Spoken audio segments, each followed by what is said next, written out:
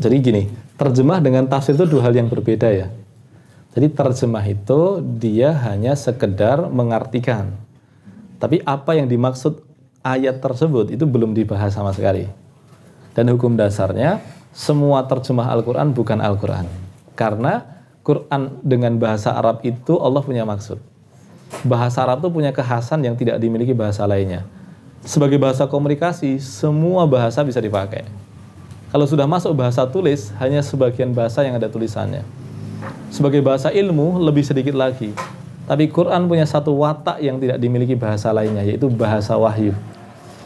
Ketika Allah menurunkan Quran pakai bahasa Arab, itu Allah sudah menyiapkan bahasa Arab dengan cara yang sangat canggih. Hamzah Yusuf itu, Anda bisa bayangkan. Hamzah Yusuf itu, dia masuk Islam umur 18 tahun, orang Amerika asli. Namanya Mark Hansen sebenarnya. Dia kemudian di Saudi, Afrika Utara, dan Afrika Barat itu selama 10 tahun. Dia sekarang kembali ke Amerika dan dia jadi da'i itu. Bahasa Arabnya bagus, kalau bahasa Inggrisnya jelas bagus, orang asli kan. Dia katakan apa? Tidak mungkin bahasa Arab itu bisa menjadi seperti itu kecuali Allah terlibat. Saya tadi menemukan kutipan bagus tulisannya Shimel. Shimel ini perempuan, dia raksasa dalam bahasan bahasan salah satu ilmu dalam Islam yang namanya tasawuf itu. Dia non muslim, tapi memang penguasanya sangat bagus dan kalau nulis tentang Islam itu sangat simpatik. Dia bilang begini, bahasa Arab itu berasal dari 3 huruf yang kemudian dari 3 huruf itu bisa berkembang menjadi kata-kata yang tidak terbatas. Dan itu adalah sesuatu yang tidak mungkin kecuali Tuhan terlibat di dalam proses pembuatannya. Sedangkan kalau di Inggris itu tahun 2012 itu ada penemuan begini, kan dilacak bahasa apa paling tua yang tersisa dan bahasa apa yang akan tersisa paling akhir. Kesimpulannya bahasa paling tua yang tersisa sekarang adalah bahasa Arab dan bahasa yang akan tersisa nanti sampai akhir zaman itu hanya bahasa Arab. Dan dia mengatakan bahasa Perancis itu akan hilang tahun 2060, bahasa Inggris akan hilang 2090. Makanya sekarang banyak dokumen-dokumen negara besar kayak Amerika, Cina itu pakai bahasa Arab. Makanya kan nggak kaget kan ada orang Korea tiba-tiba bersair bahasa Arab. Ini bahasa Arab itu memang dia khas ya, dia khusus. Dan dia Allah siapkan untuk bahasa Quran. Nah, karena dia bahasanya khusus, maka terjemahan Quran itu nggak akan memadai. Contoh, ketika kita mengatakan begini, innal insana lafi khusrin. Itu terjemahannya itu nggak cukup sekedar mengatakan sesungguhnya manusia benar-benar dalam kerugian, itu nggak cukup. Karena struktur bahasanya itu lebih dari itu. Makanya terjemahannya nggak akan memadai. Nah, disitulah kemudian tafsir terlibat. Berkaitan dengan tafsir, Quran itu ada ayat-ayat yang disebut dengan ayat-ayat yang muhkamat. Sampai kapanpun nggak akan berubah maknanya.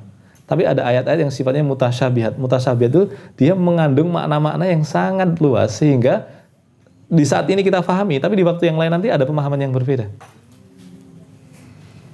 Berkembang. Ya berkembang. Ayatnya nggak berkembang, tapi maknanya orang baru bisa memahaminya nanti di waktu yang berubah. Tapi tidak membatalkan yang pertama dipahami. Enggak. Tetap. Kecuali kalau memang dia tuh difahaminya dulu salah. Qurannya nggak berubah, tapi pemahaman dulunya yang salah. Contoh begini, di antara kesalahannya orang tahun 1900-an ketika ayatnya begini.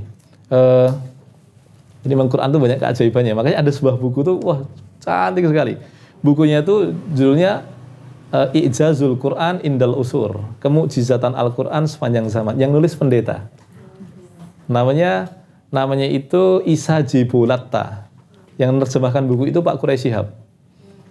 Itu pendeta itu saking kagumnya soal Al-Quran, dia kumpulkan bahasan-bahasan dari dulu sampai sekarang berkaitan dengan kemukjizatan Al-Quran. Bukunya bagus sekali, luar biasa. Isa Jibulatta itu dulu dosen di UIN di Amerika. Jadi dosen UIN di Amerika dulu. Nah, di situ contoh ayat yang pemaknanya dulu nggak tepat itu apa? Maaf, ayatnya sebentar tak.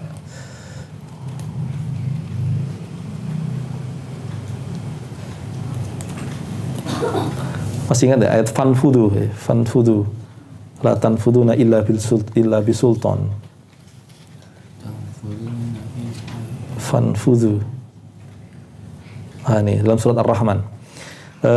Ya ma'syarul jinni wal insi, wahai sekalian jin dan manusia, ini istata'tum, kalau kalian mampu, antanfudu min aqtaris samawati wal ard, untuk menembus langit-langit dan bumi, fanfudu, lakukan, tembuslah.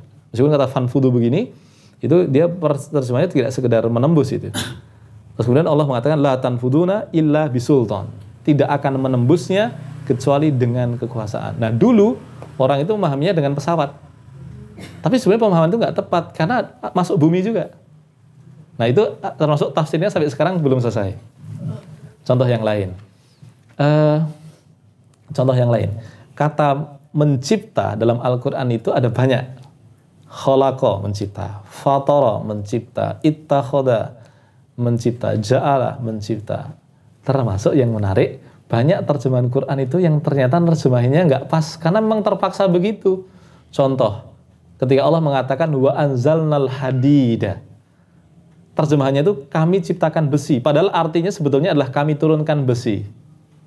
Baru sekarang saintis, ahli fisika baru tahu, ternyata besi, istilah kimia itu ferrum, Fe, itu bukan zat bumi. Itu zat dari pecahan bintang-bintang di langit sana. Yang dia meledak, kemudian inti bintangnya itu bertebaran masuk ke bumi, baru jadi besi. Jadi formatnya bukan mobil jatuh blang gitu, tiang listrik jatuh blang, bukan begitu. Karena ternyata ferrum itu atau besi itu adalah inti planet yang ketika meledak dia bertebaran dan masuk ke bumi. Itu contohnya. Contoh yang lain yang sekarang masih belum terpecahkan. Ayat wa anzalnal unggas itu bahasa Arabnya apa? Jadi di Quran itu Allah bahasanya bukan ciptakan binatang bukan ciptakan unggas, tapi Allah turunkan unggas. Ayatnya Allah bukan menciptakan, tapi Allah turunkan. Berarti unggas itu secara genetis bukan dari bumi. Tapi penjelasannya bagaimana sampai sekarang belum selesai. Di Quran itu masih menyisakan misteri. Sangat anggun. Makanya Quran itu bagi orang yang tahu bahasa Arab sangat mengagumkan. Mantan Rektor UIN Jakarta, Pak Komarudin Hidayat, itu cerita di buku Matematika Al-Quran. Dia punya dosen di Kanada, itu orang Yahudi. Isunya dosennya ini udah masuk Islam. Tapi karena orang Barat itu kan nggak sopan tanya, agamamu apa itu kan nggak sopan. Kemudian tanyanya melipir. Melipirnya begini, Prof, Anda itu kan dosen studi Islam, sudah lama belajar Islam. Apa sih yang menarik? Dosennya bilang begini, saya itu orang yang terbiasa membaca, menyelesaikan satu buku setebal 400 halaman dalam 7 jam. Jadi buku ilmiah setebal 400 halaman itu 7 jam selesai. Dan saya bisa mengemukakan kembali apa yang saya baca dalam 70%-nya itu bisa saya kemukakan kembali. Tapi Quran tidak bisa saya lakukan. Loh emang kenapa? Quran itu bekerja seperti otak manusia. Quran itu dia modelnya pindah. Coba Bapak Ibu sekalian cermati. Alhamdulillahirabbil alamin. Ar-Rahmanir Rahim Maliki Yaumiddin. Itu bahasanya tentang memuji Allah. Tapi ketika masuk iyyaka na'budu wa iyyaka nasta'in. Hanya kepadamu lah kami menyembah dan hanya kepadamu kami mohon pertolongan. Itu fokusnya sudah kita, bukan Allah lagi. Ketika aku bilang ihdinas siratal mustaqim, ihdinas siratal mustaqim, itu sudah fokusnya adalah kita minta sama Allah, bukan pernyataan. Siratal ladzina an'amta alaihim, itu sudah penjelasan yang lain. Contoh yang lain. Alif lam mim dzalikal kitab. Sampai ayat kelima, itu fokusnya orang beriman. Ayat keenamnya tiba-tiba ngomongin orang kafir. Innal ladzina kafaru min sawaun alaihim andartahum aw lam tundirhum la yu'minun fi qulubihim khatamallahu ala qulubihim. Sampai ayat 7. Ayat 8-nya tiba-tiba ngomongin orang munafik. Wa minan nasi may yaqulu amanna billahi wa. Nanti ayat 21-nya berganti lagi. Tiba-tiba Allah mengatakan ya ayyuhan nasu ubudu rabbakumul ladzi khalaqakum. Nanti di ayat 20 sekiannya, di ayat 22-nya tiba-tiba Allah mengatakan wa in kuntum fi raibin. Dia berubah. Tapi enggak pernah kehilangan bahasa Inggris itu simultanitas keserasiannya, keterhubungan itu enggak pernah hilang. Dia nyambung terus. Bahkan nadanya pun itu ngena. Contoh, surat Al-Zalzalah. Kata zalzalah itu sudah menunjukkan gempa. Idza zulzilatil ardu zilzalaha. Zilzalah itu menunjukkan bahwa bumi itu mulai stabil lagi. Zilzalaha. Wa akhrajatil ardu asqalaha. Ketika Al-Ikhlas kita mantap, kul huwallahu ahad, Allahus samad, lam yalid, walam yulad. Ada kemantapan. Tapi ketika bicara manusia, kita ringan tuh. Kul a'udzu birabbin nas, malikin nas, ilahin nas, min syarril. Anak kecil makanya gampang ngapalin Anas. Kul a'udzu birabbin, dia gampang. Kalau dia sulit, nanti dia kesulitan pertama di Al-Falaq, tapi Al-Ikhlas mudah lagi. Nanti Al-Kafirun mudah, An-Nasr mudah, Tabat mudah. Tapi nanti ketika masuk ke At-Takasur, dia kesulitan. Nanti setelah itu mudah lagi. Ada sulit lagi, mudah lagi. Polanya begitu Quran itu. Jadi Quran itu organis itu kayak hidup itu. Kayak hidup itu. Itu Quran. Jadi antara keindahan Quran itu. Dan itu tidak mungkin kecuali, makanya Quran kan beri nantang kita kan. Di ayat 22 juga. Jadi wa in kuntum fi raibim mimma nazzalna ala abdina. Kalau ente enggak percaya, wa Quran ini kami yang turunkan, fa'atu bi suratin min mislih.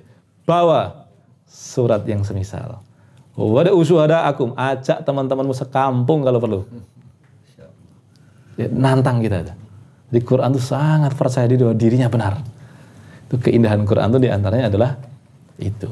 Nah, sedangkan kata alami, jadi begini, Allah itu menciptakan dan membuat aturan. Nah, aturan yang berkaitan dengan alam semesta itu disebut sebenarnya istilah yang tepat tuh kalangan ahli ilmu alam tuh nyebutnya bukan sunatullah, tapi nyebutnya dengan takdirullah. Ayatnya di surat Yasin, dzalika takdirul azizil hakim, itu berkaitan dengan peredaran bintang. Makanya kalau berkaitan dengan benda-benda alam nyebutnya takdirullah. Kalau sunatullah itu berkaitan dengan perilaku manusia dan hukum sosial sejarah. Walan tajida fi sunnatillahi tabdila. Orang itu, bangsa itu, masyarakat itu kalau dia kaya, kemudian dia semakin terlena, dia sibuk bermalas-malasan, generasi selanjutnya itu menjadi tidak serius, kemudian mudah patah hati gitu kan, mudah melankolik begitu kan, galau, dia runtuh. Muncul masyarakat baru, dari dia berusaha keras, kemudian dia kuat, dia kemudian mulai mapan, keturunannya mulai lemah, gitu terus itu. Walan tajida fi sunnatillahi tabdila. Baru yang ketiga syariah. Syariatullah itu apa? Aturan yang Allah tegaskan, jelaskan, tapi Allah tidak memaksa kita kecuali kita mau tunduk atau tidak. Maka dalam Al-Quran itu ada takdirullah, ada sunnatullah, ada syariatullah. Benda-benda alam itu takdirullah, hukum sosial secara sunnatullah. Manusia dikasih syariatullah, tinggal milih mau ikut atau enggak. Ikut ada ganjarannya, enggak ikut ya ada konsekuensinya. Itu. Jadi alam itu berikut bisa dia merujuk kepada makna. Kalau benda-benda alam dia takdirullah, kalau hukum sosial sejarah dia disebut dengan sunnatullah. Wallahu a'lam.